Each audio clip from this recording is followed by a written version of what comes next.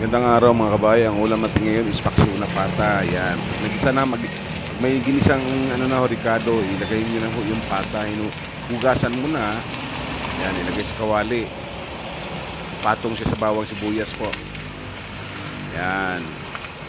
Palabasin natin yung mantika niyan. Yan. Tapos lagyan niyo ng paminta. Pamintahan niyo na ho. Huwag niyo muna timplahan ng tuyo. Kailangan lumabas muna yung mantika. Yan, dahon ng laurel, lagyan na ng laurel. Ngayon, pag nano na ho, yan ho, lumabas na ho yung mantika niya. Yan ho, tinuro ko mantika. Lagyan nyo na, dyan na ho, ilagyan ng tuyo. Yan, lagyan nyo ng tuyo. Then, kunti lang po ha. Then, lagyan ng kunting suka din. Okay. Then, sabawan nyo na ho. Sabaw na, yung tamang-tamang sabaw para pampalambot. Kasama na ho pag pampalambot.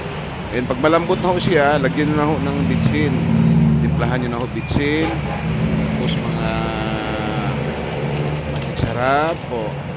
Tapos nor cubes. Pork nor cubes. Then, lagyan nyo ng kunting ketchup para mamula-mula siya. Yan. Gumanda yung kulay niya. Hindi na masyadong itim. Salamat po.